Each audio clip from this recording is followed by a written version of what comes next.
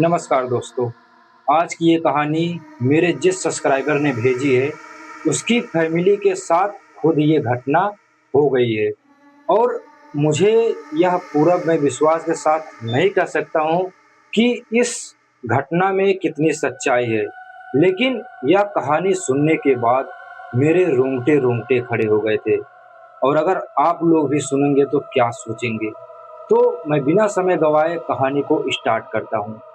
साल 2024 और ठंडी का महीना था, बहुत ही कड़क ठंडी पड़ रही थी। दिल्ली का रहने वाला रोहित अपनी पत्नी पूजा और 10 साल की बेटी रिया और 7 साल बेटे के आरव, 7 साल बेटा जो है उसका, 7 साल का जो बेटा था आरव और उसके माता-पिता इन सब के साथ मिल कर के मनाली घूमने का प्लान करता है।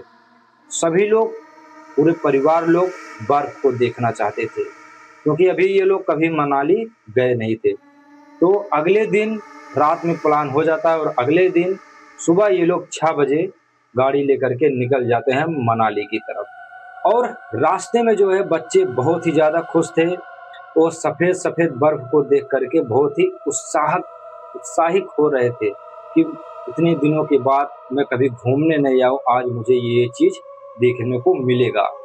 तो करीबन ये लोग रात में जो है 8-9 बजे मनाली पहुंच जाते हैं और रोहित ने पहले से ही वहां पर एक छोटा सा रूम बुक किया था। वह जो रूम था वह थोड़ा पहाड़ों से दूर, थोड़ा घने जंगलों के बीच में था। चारों तरफ उसके पेड़ पौधे ही लगे थे। उसी के बीच में जो है छोटा रूम था। तो रोहित उसको पहले से ही बुक कर लिया। जब वो वहां पर पहुंचा तो मालिक ने उसे चाबी देते वक्त इतना कहा कि अगर रात में कोई तुम्हें कोई चीज़ की आवाज़ सुनाई दे, किसी के रोने की या कोई जानवर की, तो तुम लोग बाहर मत निकलना। तो रोहित जो है मालिक की बात सुन कर के हँसने लगा, कहता है, अरे मालिक क्या तुम भी बात कर रहे हो? क्या हम लोग को भूत प्रेत मिलेंगे क्या यहाँ पर? तो ऐसा जो है रोहित ने कहा। मालिक ने कहा, नहीं, यहाँ पर थोड़ा सुनसान जंगल है, इसलिए मैं कह रहा हूँ, थोड़ा सतर्क रहना। लेकिन रोहित ये सब बात को नहीं मानता है और वह जो है चाबी लेकर के परिवार को लेकर के उस रूम के अंदर चला जाता है और रात में सभी लोग लेट जाते हैं। लेकिन रात करीबन यही 1 बज रहे थे रात में।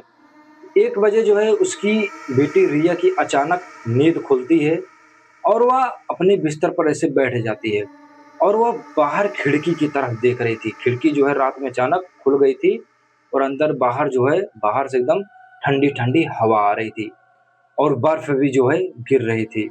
तो वह जो है उसकी बेटी की नज़र खिड़की के बाहर ऐसे पड़ती है।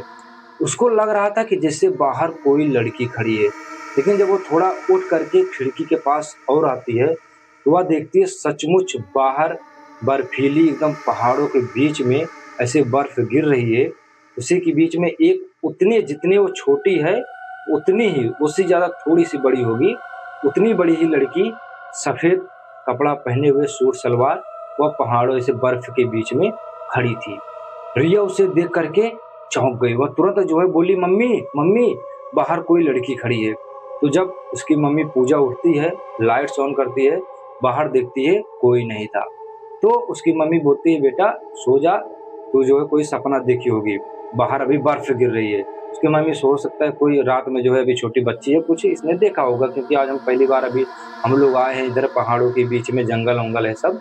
तो वह जो है फिर उसे लिटा करके सो जाती है और फिर जब सुबह होती है तो पूजा जो है रोहित को ये बात बताती है कि ऐसा जो है रिया के साथ हुआ। तो रोहित कहता है, हो सकता है इसका कोई भ्रम होगा। तो सुबह ये लोग जाते हैं थोड़ा घूमने टहलने के लिए।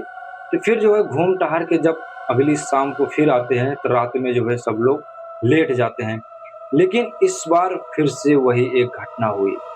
इस बार जो है आरव, जो उसका बेटा था आरव, उसका बेटा का जो है नींद अचानक खुल गया रात में और उसका बेटा भी देख रहा है कि बाहर उसे कोई एक लड़की दिखाई दे रही है। अभी तक रिया को दिखाई नहीं दे रही, लेकिन अब उसके बेटे को भी दिखाई दे रही है।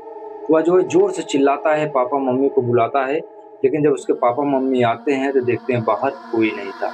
तो वह फिर बोलते हैं, बेटा सो जा, कोई बात नहीं, तो तुझे कोई दिक्कत होगी। तो फिर अपने बेटे को मना-वना करके सो जाते हैं।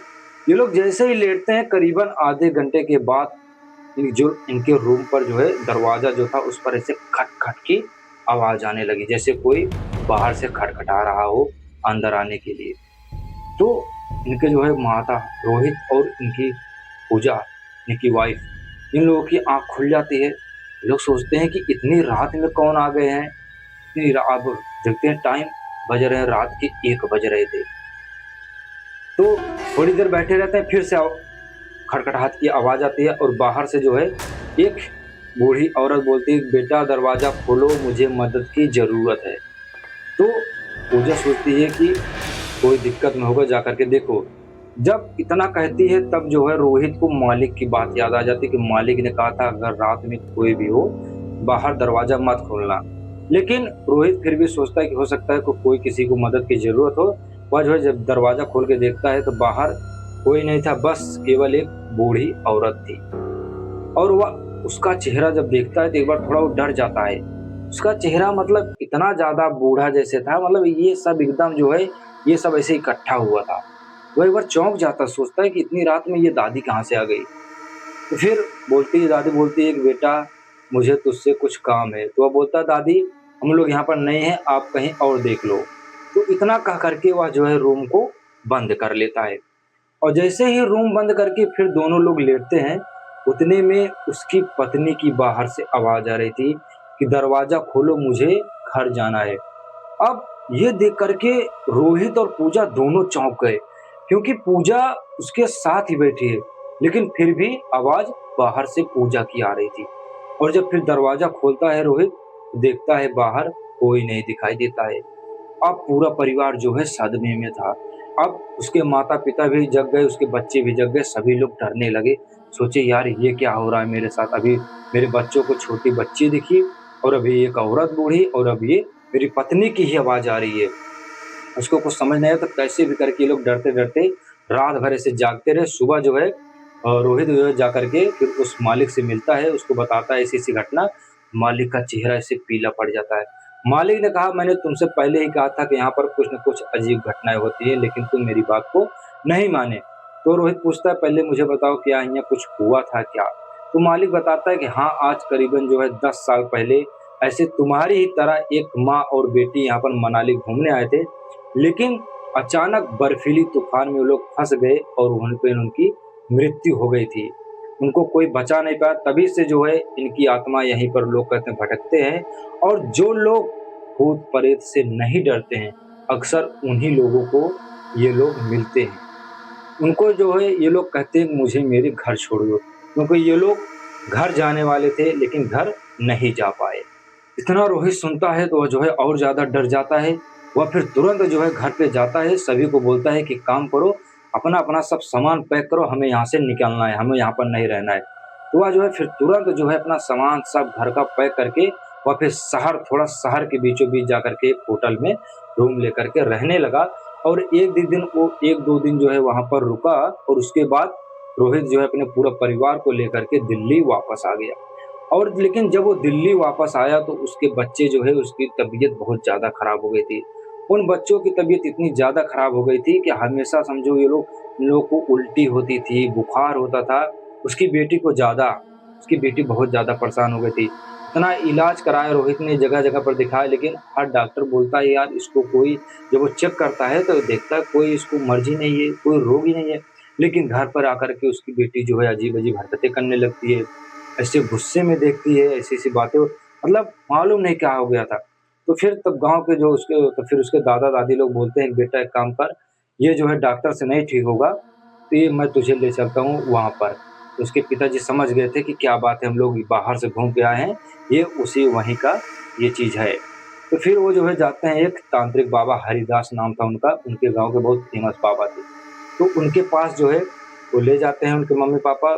तो वहाँ वो जा कर के सारी घटनाएँ बताते हैं कि मेरे परिवार के साथ, मेरे बच्चों के साथ ये घटना मनाली में हुआ था। तो बाबा सब कुछ समझ जाता है कि क्या बात है, तो बाबा जो है फिर अपने तंत्र मंत्र से झाड़-फूँक करता है और उसे एक ताबीज़ बनाकर देता है। बोलता है कि ये अपने दोनों बच्चों को पहना दो और ये बाकी ताबीज़ें तुम सब पहन लो। कुछ दिनों बाद एकदम सब कुछ नॉर्मल हो जाएगा, कोई दिक्कत नहीं रहेगी। तो जब से वो लोग ताबीज़ पहन लेते हैं, उसके 2-3 दिन बाद सब कुछ एकदम बढ़िया से ठीक हो जाता है। रोहित का परिवार फिर से एकदम बढ़िया से, उसके बच्चे हँसते खेलते रहते हैं। और फिर रोहित जो है उस दिन से के बाद से वह जो ये चीज़ नहीं मान रहा था वो फिर मानने लगा। हाँ, ये चीज़ हकीकत में होती थी और रोहित बहुत ही किस्मत वाला था जो उसने समय रहते ये सोच लिया। अगर उस दिन वो बात अगर अपनी फिर मानता कि ये सब कुछ नहीं है, तो अब की बार उसके साथ कुछ न कुछ ज़रूर घटनाएँ हो जाती। वह समय रहते ही वह समय रहते ही अपने परिवार को वापस लेके चला आया दिल्ली में। फिर से सभी लोग रहने लगे, रोहित अपना काम पे जाने लगा, उसकी बीवी घर पर रहने लगी, बच्चे सब पढ़ाई-लिखाई पे जाने लगे। तो दोस्तों, ये थी रोहित के साथ ये घटी घटना, जो रोहित ने मेरे पास खुद मैसेज करके बताया कि भाई पंकज, मेरे साथ ऐसी घटना हुई है, तुम जो है जितने भी लोग मनाली घूमना आना चाहते हैं, उनको पहले ये वीडियो दिखा दो, बता दो स्टोरी। बहुत ही सोच समझ कर आएँ, अगर आ भी रहे हैं तो ऐसे सुनसान एरिया में रूम लेकर के ना रहें, शहर के बीचों-बीच, और जो है ऐसी जगह पर रूम लें जहाँ पर आदमियों का आना-जाना हो, जहाँ पर सुनसान ना लगे, क्योंकि आप पहली बार जाएँगे तो कुछ भी आपके साथ घटना हो सकता है। तो दोस्तों, अगर आप सभी को यह वीडियो अच्छी लगी हो, तो वीडियो को लाइक करिएगा और हमारे चैनल को सब्सक्राइब कीजिएगा। अगर जितने भी हॉन्टेड स्टोरी वाले प्रेमी हैं, वो सब हमारी वीडियो को ज़रूर लाइक कीजिए, क्योंकि मैं डेली मेहनत करता हूँ, आपके लिए जो है डेली वीडियो बनाता हूँ, डेली एक स्टोरी लाता हूँ। तो बहुत जल्द मिलते हैं दोस्तों अगले रहस्य के साथ में।